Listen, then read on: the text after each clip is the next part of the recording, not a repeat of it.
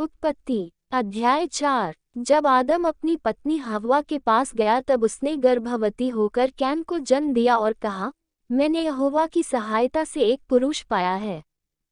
फिर वह उसके भाई हाबिल को भी जन्मी, और हाबिल तो भेड़ बकरियों का चरवाहा बन गया, परंतु कैन भूमि की खेती करने वाला किसान बना।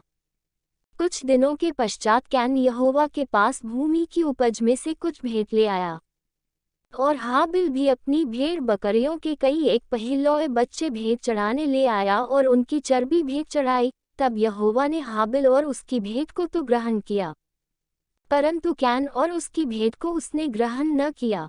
तब कैन अति क्रोधित हुआ और उसके मुंह पर उदासी छा गई। तब यहोवा ने कैन से कहा, तू क्यों क्रोधित हुआ और तेरे मुंह पर उदासी क्यों छा गई है? यदि तू भला करे तो क्या तेरी भेंट ग्रहण न की जाएगी? और यदि तू भला न करे तो पाप द्वार पर छिपा रहता है, और उसकी लालसा तेरी ओर होगी और तू उस पर प्रभुता करेगा। तब कैन ने अपने भाई हाबिल से कुछ कहा, और जब वे मैदान में थे तब कैन ने अपने भाई हाबिल पर चढ़कर उसे घात किया। तब यहोवा ने कैन से पूछा, तेरा भाई हाबिल कहाँ है? उसने कहा, मालूम नहीं, क्या मैं अपने भाई का रखवाला हूँ? उसने कहा, तूने क्या किया है? तेरे भाई का लोहू भूमि में से मेरी ओर चिल्लाकर मेरी दोहाई दे रहा है। इसलिए अब भूमि जिसने तेरे भाई का लोहू तेरे हाथ से पीने के लिए अपना मुंह खोला है, उसकी ओर से तू शापित है। चाहे तू भूमि पर खेती करे तो भी उसकी पूरी उपज फिर तुझे न मिलेगी, और तू पृथ्वी पर बहेतू और भगोड़ा होगा। तब कैन ने यहोवा से कहा, मेरा दंड सहने से बाहर है। देख, तूने आज के दिन मुझे भूमि पर से निकाला है, और मैं तेरी दृष्टि की आड़ में रहूंगा और पृथ्वी पर बहेतू और भगोड़ा रहूंगा, और जो कोई मुझे पाएगा मुझे घात करेगा। इस कारण यहोवा ने उससे कहा, जो कोई कैन को घात करेगा उससे 7 गुना पलटा लिया जाएगा।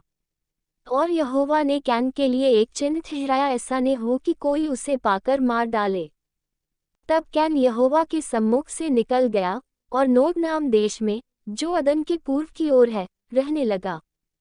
जब कैन अपनी पत्नी के पास गया जब वह गर्भवती हुई और हनोक को जन्मी, फिर कैन ने एक नगर बसाया और उस नगर का नाम अपने पुत्र के नाम पर हनोक रखा।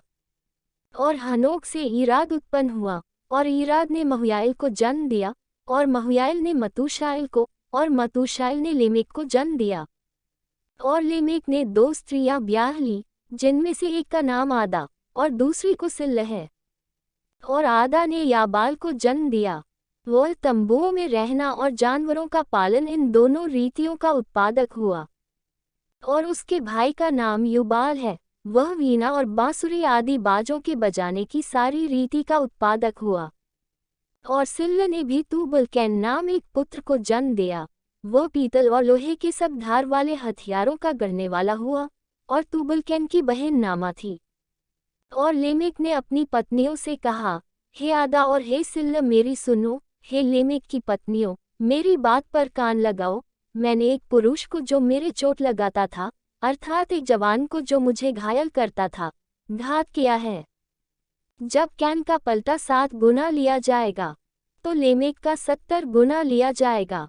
और आदम अपनी पत्नी के पास फिर गया, और उसने एक पुत्र को जन्म दिया, और उसका नाम यह कह के शेत रखा कि परमेश्वर ने मेरे लिए हाबिल की संति, जिसको कैन ने घात किया, एक और वंश ठहरा दिया है। और शेत के भी एक पुत्र उत्पन्न हुआ, और उसने उसका नाम एनोश रखा। उसी समय से लोग यहोवा से प्रार्थना करने लगे।